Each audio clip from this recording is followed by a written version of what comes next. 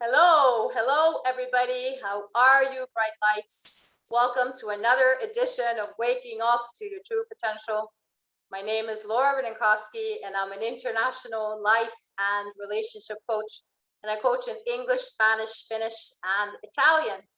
I'm very excited to have my guest today. Today's interview is going to be a little different than my previous interviews, but I think that you're really going to enjoy this interview. So my guest today is Camilo Enrique, and Camilo is an international man of mystery. He's multicultural and multilingual, and he has traveled to 82 countries. I don't know about you, but I don't know many people who has traveled to 82 countries. So we met on Internations, which is an expat group. And during the lockdowns, we had online events where we met people from all over the world. So that's how we met, and Internations has been amazing in these lockdowns, because we've met people all over the world and made amazing friends in this group. So Camilo, he does many different things. He's an investor. He's a risk assessment consultant. He has a stallion breeding grounds business. He has a military background, and he served in the Middle East, and he also worked in the State Department and the United Nations. And then he's also a car racer and a pilot and a musician. He sings and he plays the guitar and the keyboards. So that's a pretty impressive resume. So Camilo, you're very welcome to the series. It's so nice to see you today. I'm really excited about this interview. Thank you, Laura, and you're very generous with your introduction. Well, you have an impressive background. You've done a lot of things. Well, yeah, I'm very old. Well, age is just a number. Right. I get, yeah. So I kind of gave like a brief summary of everything that you've done. But one thing that I didn't mention is that in your younger years, you worked with EMI, and you worked with radio stations, right? And you Correct, got a chance to interview lots of famous people. So I'm basically going to interview you about all the amazing famous people that you've interviewed. So right. yeah. So that sounds like that sounds like it was so much fun, interviewing. It was. Yeah. Oh, yeah. I can imagine. Right. Yes. Yeah. Well, it's true. You mentioned EMI, but Yeah. through EMI, I mean that was my main connection with record industry. Yeah. Yeah. And quite like the network. The network had a great name. It was the Super Network. Yeah. But it was mostly in Latin America. But we had agreements, and we worked with Kiss FM mostly in Florida and California, and with Radio France Internationale and Fun Radio in France, and some other radio stations or networks in the UK and in Spain. So we had connections, and by the way, the most important connection was EMI, but we also had connections with Warner and Sony, and yes, and they were incredibly cooperative and generous, and yes, so that's why. Yeah, I covered the Grammys as well for Wow. 5 years. Yes, so that's another important connection, for the several interviews that I had the great fortune to make. Yeah. Yeah, that's great.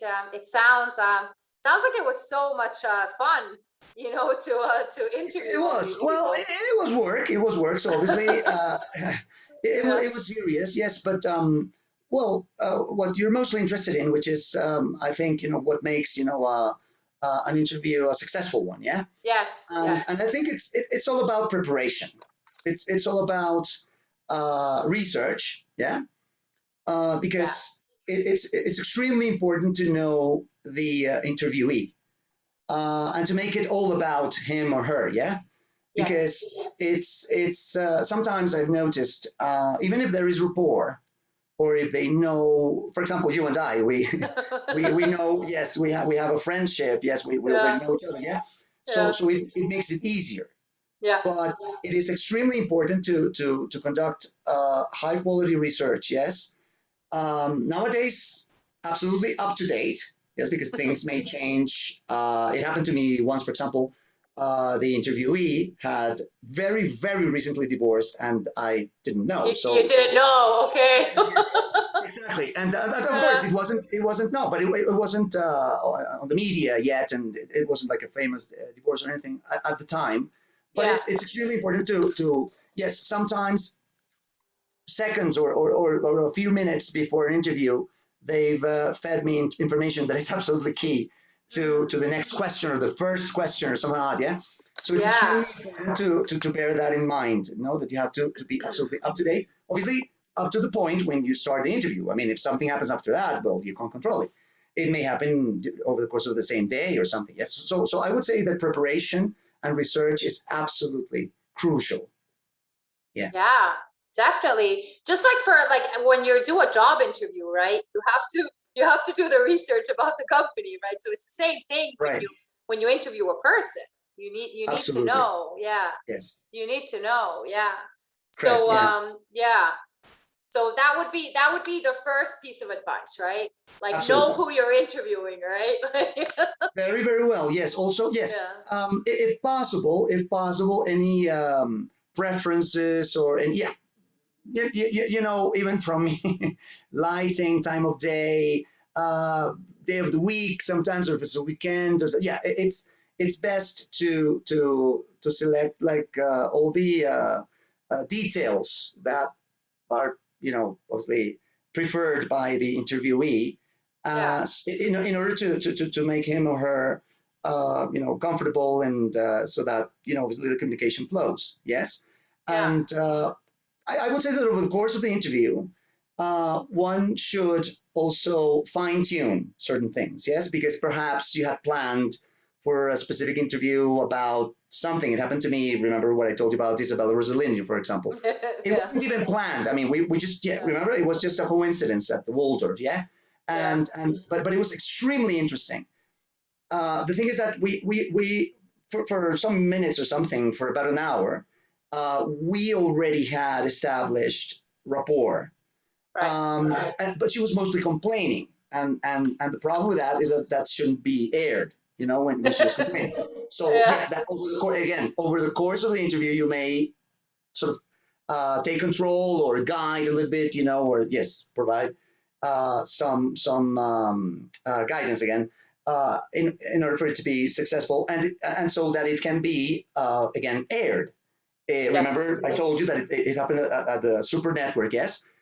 It was a total of 44 minutes of a Madonna interview. Remember, it was over the phone. It was over the Right. phone. Yeah? Yeah. We could Yeah. only use 6 minutes because I mean, Madonna. I mean, I Madonna, don't criticize her. yeah. She's a She, powerhouse. I mean, I don't criticize her. She's fantastic. She's a yeah. little bit difficult. She's a little bit difficult. Just a little bit. Yeah. Yeah, Yeah. so out of Yeah. 44 minutes, we could only use 6.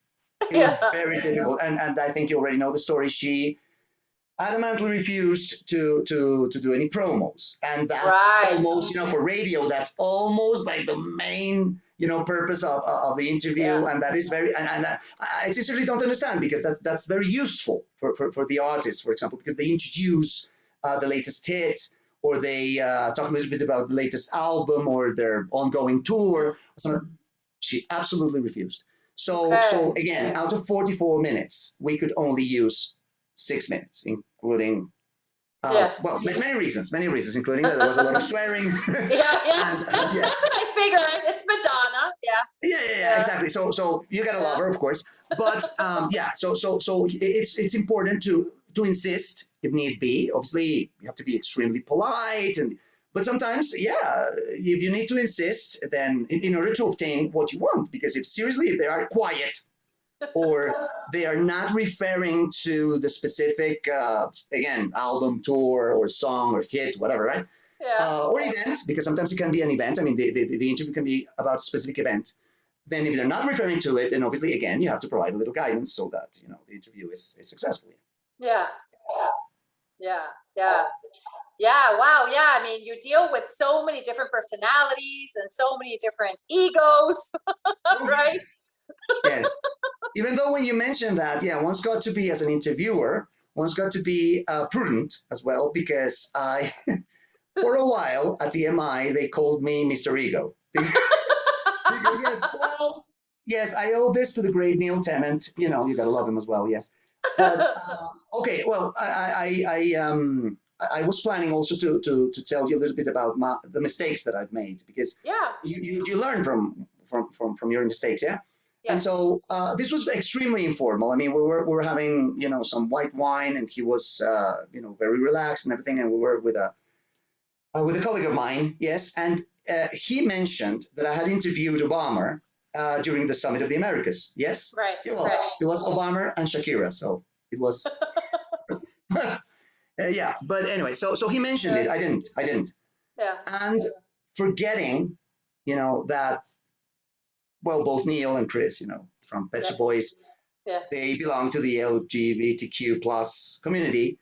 Yes. I said something along the lines of, "Oh, Obama's son is overrated" or something. I mean, I know it's not a very, you know, fortunate, a very lucky comment, and then he completely stopped. He completely stopped. I mean, the interview up till then had been, you know, interesting, and we had enough material, let's say. Right. And my colleague was taking notes and everything. We had enough material, you know, for that specific tour, for that specific concert. It was, by the way, super successful some years ago.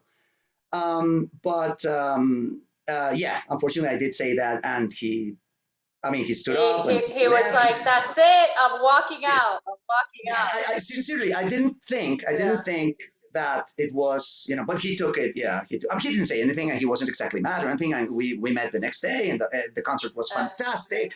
It was Yeah. very successful. But one's got to be extremely prudent. That's why I say do your research and know the interviewee, because they may be touchy about certain issues, Yeah. or, you know, yeah, exactly. So for a while. And because of Neil, yeah, for a while, you know, at EMI, they called me Mr. Ego. So, yes, well, because of this incident. Okay. because I said that Obama was overrated. Yeah, well, I guess, I don't know. Yeah, apologies, Mr. Obama. You know, you didn't invite me to your 60th birthday party. You know, Martha's Vineyard. Well, Right. Well, now we know why. Now we know why. yeah, it goes back to that incident. I'm sure he heard about it. Yeah. Yeah, no, I mean, absolutely, he doesn't remember me at all. But yeah, so one's got, yeah, and I told you before we started that I had my notes, so Yes. a lot of notes, yeah. Because, you know, for example, unfortunately, because I love her dearly, you know, sometimes they're shy. And Kylie Minogue, for example, she's super shy. She's one of your favorites. I know that she's one of your lovely. favorites. Yeah, you know it. But the interviews are very difficult because she's very shy. And whenever you go back, you know, to her neighbors, remember that's her origins before being a singer, or performer, let's say. Neighbors. She was an actress, yes. Yeah. And so, yeah, I asked her about her relationship with Russell Crowe and a bunch of things. Yeah. Not silent, but for example, oh, so you met Russell Crowe, you know, on the neighbor set. Yeah. That's it. Yeah. So you have to, yeah, and but you know that I love her dearly. Yeah? I know you love Kylie. I know. Absolutely, yes, and you've seen the pictures and everything. I absolutely love her. But unfortunately, regarding the interviews, yeah, it's complicated because she's very, I think, shy. Yeah. And even though she wasn't that shy about Hutchins, there was a connection with Michael Hutchins. Yeah. Probably because she wanted to clarify that she had nothing to do with what happened. With what happened. Yeah. I think because she was unusually not talkative, let's say, but she was unusually clear and cooperative and so forth. I mean, and again, I love her dearly, but when you deal with a shy interviewee, oh my God, it's very complicated. Tough. It's really tough. Yeah. Yes, because with her it was, I think, like 20 minutes, and I mean, like, you know, usable information or something. I think like a couple of minutes, 3 minutes, or I think not because not the same reasons as Madonna, but because we had a lot of material with Madonna. But with her, because she was very, you know, very, I guess, shy or not really, you know, articulate, you know, or eloquent. Yeah. So that's something that you have to be prepared for, because if you schedule an interview for, say, 30 minutes, 20 minutes or whatever, and, you know, the interviewee has very few words. Then potentially it may take 40 minutes, 45 minutes. So you have to be ready about that, for that as well. Because personalities vary, obviously, no? So it depends. It's like I say, over the course of the interview, you have to fine tune what really works, no? Yeah, definitely. And also the medium, by the way. Also the medium is completely different over the phone nowadays. No, over the phone, if it's Zoom, if it's in person, you have to be very careful with noise, with interruptions, with you be very clear, to put their smartphones, on silence or whatever, because obviously the interviewer has to be very serious about that. But sometimes the interviewee or interviewees, which by the way, I avoid. I Mick and Keith, for example, Mick and Keith, because I interviewed, for example, Bishop Boyce at the same time, but you probably know that Chris doesn't speak. So that's not a problem. That's not a problem. That's not a problem. But Mick and Keith, yes, and they contradict each other all the time. Because, well, I'm not going to explain why, but they don't tend to remember the same thing. I mean, the Kingston story, which is lovely, the mugging. I don't know if you remember. I think I told you, the mugging in Kingston. That's a fantastic story, but they don't remember it the same. I'm not going to explain why. I mean, I have my own explanations. Yeah. So that's terrible. That's terrible. And that was filmed. That was filmed. So they start, sort of arguing, and we don't mind, and we move on. But it's Mick and Keith. It's Mick and Keith. I mean, how do you interrupt them? Right? I mean, they're legends. So So that's another thing that one's got to be prepared. And for example, that one, I remember a lot of people think that it was a great interview. A lot of people think that. But I mean, I was mortified. I was mortified because it's. I mean, it doesn't have like what you plan is not reflected at all. So if you are, I get nervous telling you about this because I always, yes, exactly. I mean, a good interviewer has to be in control. Of course. And so it would reflect poorly on me.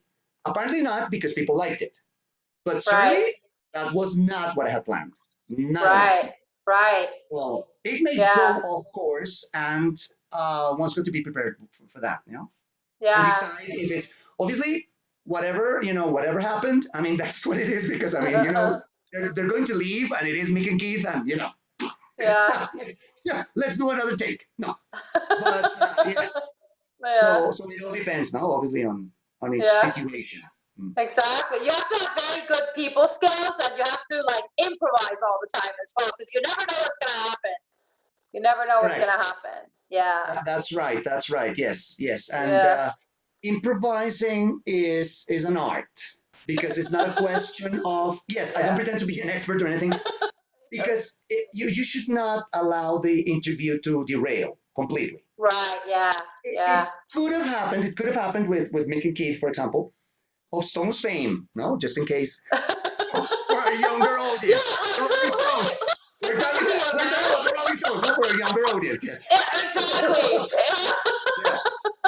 Yeah. Or again, I'm not going to give you reasons, but for example, it was very difficult. What I'm saying, what I was telling you before is that I make an effort to avoid more than one interviewee, because it tends to derail. It tends. Yeah. Know each other. No, I mean, imagine with the Stones, obviously.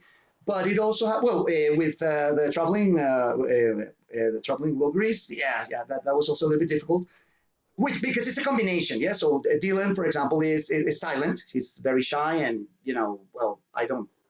Anyway, I won't give you any opinions. What I'm saying is that and no, actually, I would say maybe Jeff Lynne is a little bit more talkative, but they're all shy. I would propose that they're all shy. All of them. No, really. Patty and George as well from the Beatles. And the problem is that when that happens, nobody helps. I mean, it's a group of 4 people, and there is no one that leads or something, because it may happen. Obviously, it happened to us with One Direction. I mean, it's not my thing, but that's more recent. Travel Wilburys and One Direction. No. But at least there's one. There's let's say like a natural leader, and potentially he knows very well, his bandmates, and he will speak for them, and they agree, and that's fine. But when no one speaks, or no one knows, or they don't remember, or they're not interested, or they're not, like I say, they're not cooperative, then that's complicated. That's tough. Yeah. And like And you made, yeah, yes, no, no, what I was yes. going to say, it may alter, it may generate an extra burden on the editing process. Remember that I Right. asked you whether you were going to edit it? I said, oh, we can edit that out. You don't edit, that's fine. That's fine, it's kind of a Yeah, conversation, no? But you yeah, understand that obviously with famous people, with celebrities, that's not the case. That's not the case, and they're of very vain, and course. Yeah, sometimes they're, they're shy or, you know. yeah, So they may want to cooperate, yes, but it may take too long. And then if it takes more than an hour or something, but you actually, I mean, you're making like a note. It happened to us in the US, and you want to, I mean, they asked for a 40-second note, and it takes an hour. So right. imagine, yes, imagine, the editing process and really do we leave Yeah, this in? And also because it's four people, for example, like with the traveling companies, yeah. yeah, So it's very complicated. It's very complicated. So I prefer one-to-one, like this, for example. It tends to yeah, go better. It tends to if it's not possible, to dissolve yeah, the team or the group. Well, yeah. but yeah, it's Yeah, complicated. yeah, no, definitely one to one definitely is better. You get better interviews like that than like with like groups of people, definitely it gets more complicated. I totally agree with that. And you're full of stories, you're full of anecdotes from all the interviews, that you've done. So can you That's right. share a couple of your favorite anecdotes from all your interviews? Well, I will start with that because Yeah, well, he's very well known in Ibero-America, but not necessarily worldwide. I think yeah, he's Miguel Bosé, and I learned this from him. yeah. And it's part, yes, it's part of the. I mean, one of the funniest experiences that I've had because it was not me. Unfortunately, it was a Peruvian colleague. You know the story. Yeah, yeah. Oh my God! I mean, at the same time, it was mortifying, but it was super funny because that was his first question. What's your favorite? I can't remember your favorite Peruvian dish or whatever. They Peruvian are. They are. food, yeah. Yes, Peruvian food. No? Peruvian food, yeah. I've And been to Miguel, Peru and and the Miguel food was is yes. amazing. Yeah. Miguel was a Spaniard, no, for a younger audience, or yeah, they're all not all of them are Becky G. I mean, come on. So Yeah. so so Miguel said, yeah. So he said, no, don't ask me about favorites. I mean, that's for kids. I mean, only kids. No, yeah, and they don't even choose. They don't have a favorite between their parents. And oh my God, he told him, wow, wow. Yes, yes, and no, Yeah. and we have, and I wouldn't say that we're friends, with Miguel, but we have. I mean, I met Yeah. him back in '86, a long time ago. So most of your audience probably hadn't been born, but yeah, and we've met several times, and I've been to several concerts and tours and so forth. I mean, he's older now, of Yeah. course, but I Yeah. mean, I admire him very much, but he's difficult. So A yeah, little, so a little so difficult. Yeah. yeah, and my Peruvian colleague was immediately before me. I mean, he was the first one. I was the second one. Yeah. So he would. Oh, I mean, so he would go around. I mean, it was several media from several countries. Yeah, but it Yeah. was Ibero-America. It was not Spain included, but it was Mexico, Chile, Argentina, whatever. Yeah. So Yeah. so he was Peruvian media. Yeah, and the radio as well, I think. And he would make the worst. I don't think they weren't so bad, but I mean, but according to Miguel, yeah, his questions were the worst.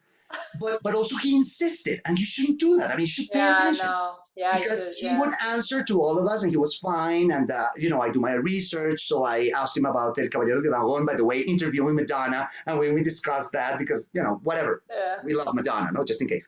But okay, that was, I mean, do your research, right? No, no, no. Yeah. The Peruvian gentleman was focused on Peru. And no, you should focus on the star. You should focus on Yeah. the celebrity. You should focus on the interviewee. And he didn't. He didn't. Time and Yeah. again, it was, what was it, like 4 rounds? Oh my God. Yeah. I was mortified. Yes. So Yeah. also that made, yeah. And he would never get it because we were all laughing nervously. And he Right. wouldn't get it. I don't You know wouldn't why. get it. Yeah. Yes, Yeah. no, and I and other colleagues. I mean, we actually commented to him, and pay attention. I mean, he's sort of this Yeah. line of questioning. I mean, it's obviously not to his liking. Change it, whatever. No, we would go round and then again. So, So what have you type of tried? Peruvian food do you like? So what's your favorite? Yes. Have you ever been to Peru? And he, oh my God, he's been to Peru like 15 times, man. Oh Have you my been to Peru? god. What is your favorite Peruvian city? And again with the favorite. And he had already, told him off because we were all obviously. I mean, he was Yeah. older than us, but we were all, grown ups, obviously. Yeah. younger, I guess. He was older than us, 10 years, 15 years our senior, but Yeah. still, he was sort of helping him, I think. Yeah, and he wouldn't get it. He wouldn't get it. So that's another thing. No, I don't like it when you're interviewing a group of people, but also when you're interviewing with a group of colleagues, because they may. There are simple things. For example, probably with Sheryl Crow, I can't remember. I think it was Sheryl Crow, that they would repeat the question. They don't pay attention. I mean, some other colleague had the question, and they Right. repeat it, and that's very annoying Yeah. to the interviewee. Of Obviously, course. Sheryl Crow is lovely. I mean, she wouldn't complain Yeah. at all. She was, I'm not going to say, So but she was very relaxed. Let's say it's legal now. She was very she relaxed. was very relaxed. Okay, we won't say Yeah, when you she got it. was You got it. It's relaxed. legal now. It's legal now. It was some years ago. It was some years ago. Yeah. Yeah. Remember I told you in Ocean Drive or whatever. Incidentally, Yeah. I remember that I sang backing vocals for her, and anyway, that was a great experience. But Yeah. regarding the interview, yeah, I mean, it was mostly focused. I mean, by the way, I don't like that album, to be completely honest. Steve McQueen, that was the hit, yes, but that was the focus of the interview. Right. And there was not much material, but still, do your research and ask. I don't know. So they had already asked about Steve McQueen. So imagine the question, Laura. They said, "So were you inspired by Steve McQueen?" Sorry, the late actor, or is it the movie director? Oh my God, geez, seriously, because they're namesakes. No, they are. I sort of understand the question, but it's kind of an ignorant question.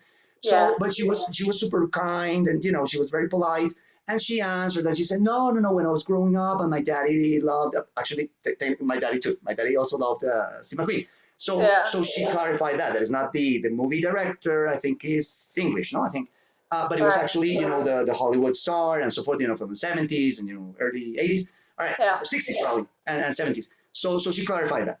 And then we go around, and then they make, not identical, but a very similar question. So you have to pay attention. You have to pay Yeah. attention because it had happened like some minutes before. So over the course of the interview, you also have to pay attention, and if you have multimedia, which now happens, if it's Zoom and Yeah. smartphone and WhatsApp and whatever, right? Yeah. Then you have to pay attention to all the questions. Even some of them, remember, they come by I am, yeah. So it's I am, so it's in writing, yes, or a chat box or whatever. So you Yeah. have to pay attention to all the questions, not repeat. Pay attention to the answer as well. If you're going to make, like a follow-up question, then on the basis of what she or he, in this case, Cheryl Corona, or he has answered, not Yeah. something out of, of the blue. So yeah, I mean, all that is extremely important so that it is like at the end, the final product, the final result is a well-rounded, successful interview. Yeah. Yeah. Yeah. Wow, that's great. Well, like, do you have one last anecdote to share before we wrap up? I mean, we can stay here talking all day about this, you know. Yeah. We can, well, we can have a second interview if you wish. Well, seriously, I mean, it's like, I mean, I have a bunch of notes, and I've been through like 10%. Yeah, I've been through 10%. No. But also, I think one last comment would be the interviewer should know his or her boundaries, Yes. because I've stepped over in the past when I was younger.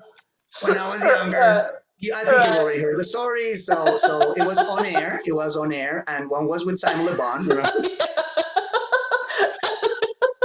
Yeah, I made Simon Le Bon speak a little French, and it was a joke. Everybody knew it. He didn't. He hung up. I thought he hated me, but what I think is he probably forgot about me, because then I interviewed him about the other album. Remember the wedding album? This was about the previous album, Liberty, I think it was. So yeah, I mean, once got to know, because I mean, I belong to the morning zoo team. Yeah, so we used to, not me specifically all the time, but my colleagues used to play pranks on celebrities and that kind of stuff. So I was, Yeah. I mean, I was, but it was Simon. So yeah, so it was a long time ago. Yeah. And which was the latest that Enrique Iglesias? What was it? Enrique, I'm sorry. yeah, Enrique, your friend, and you guys have the same name as well, and We're I met him namesakes, in yes. Miami as well, so We're we're both namesakes, connected. yes. Yeah. So do you want to tell me a little bit about your friendship with Enrique Iglesias? Yes. Yes, well, Iglesias, I call him that because we're namesakes. So, yeah, I've met him several times, and well, the latest I can tell you was in Madrid. Yeah, he was about to board, and yeah, he flies commercial. Yeah, I like to say I don't. I like to say I don't because I fly. But Iglesias does. So yeah. well, but I mean, when I say I don't, it's like military planes or police planes. Yeah. Into Yeah. the jungle. It's completely different. No, it's not a tour. Yeah. Yeah. Yeah, so there was this. I mean, she's very famous. I'm not going to mention her because I mean this may be. She may not like it very much. She's very nice, but she had a huge crush on Iglesias. Yes, and Right. well, the thing is that I hate remember the little hat that he uses and all that. But I was not again. Yeah. Yeah, well, but that was not part of an interview. But anyway. But the problem is that well, as my friends say that I have, thank God, glorious hair. You Well, do. he doesn't. You do have Well, he glorious doesn't. hair. Well, he doesn't, and that explains the cap. Yeah, that explains the cap. Yeah, exactly. So, so I wanted him to remove the cap, and I went like this. No, I went like this, as though it were mass or something. So I went like, and so obviously this lady, from TV, she noticed that we had, a connection there. So, oh, can you help me? I know that. Yeah, but he's not my friend or anything. I mean, we know each other. That's what it is from Val Harbor or whatever, right? But so that's what I did, because they were filming, and they were filming, her, show. Yeah. And so I'm not going to mention it because a lot of people know that show. Yeah. So exactly. And so he did stop. And actually there was a queue. A queue was behind him, and he's very tall or whatever. So he came to her, and he. What did he do? Yeah, in Spanish or in Spain we call that la cobra, which is when you reject a kiss from a gentleman. Yeah? Right. So he went for the double kiss, I guess, not the kiss on the mouth or whatever. Yeah, and she. And she told me as though I am like the moderator or like, what is this, right? She told me I'm married, which I knew, by the way. She's very famous, right? I'm married. And so what do you want me to do? I mean, do you want me to stop Iglesias? What do you want me to do? Yeah, so it was super awkward, man. It was super awkward. So yeah, that's the latest. That's the latest because remember he would call me, in Lincoln Road that I told you. He would call me, right? And out of the blue. I remember that I was close to Tesla. Well, I like Tesla. We can blog Tesla. So I was close to Tesla. I was looking at the latest. I think the X model or whatever. Lincoln Road, and he called me, and he was inviting me to a reality show where Anna Kournikova was one of the judges, whatever it is. And so I answered and I talked to him for a little while, but he spoke very quickly, like I do, I guess, as you do. And I couldn't say anything. But I mean, I remember that I turned around and I was completely alone. I was meeting friends, right? But I was completely alone, and I wanted everybody to know, that he was, Enrique was calling me. So yeah. So it happens. Yeah, and he called you for your birthday as well. He called you for your birthday this year. I remember that. Ah, right. Yeah. What did he sing? What was it? But what did he sing? Was it Hero? Was it Hero? He sang Hero to you for your birthday, yeah. But it was so because it was my 50th birthday. I mean, it was an important birthday. It was a big one. It was a big one, yeah. Yeah, you make me blush. You make me blush because it was super embarrassing, man. It was Hero. Please don't. I mean, it's like all due respect to the community, right? But exactly. Yeah. So yeah, Hero. Yeah, exactly. So yeah, that was funny. Yeah. Okay. Well, so apologies, Laura. Yes, I remember I gotta go. They already called me. Yes. So thank you so much, Camilo Enrique. It was fascinating to hear all your stories and all your tips about interviews. And there are many more. We'll do another show. And everybody, thank you so much for joining us today. I hope you got inspired. I hope you were entertained by all these stories, and I hope that this gives you insights on interviews. If you have a job interview, or like if you're going to interview somebody, we shared lots of good tips here. Always prepare. Always know who you're going to interview or who's going to interview you, right? So and don't forget to follow me on social media. Don't forget to tune in every Friday. I have a new guest on every Friday. So for now, stay well, stay happy, and I'll see you soon. Bye. Thank you. Bye.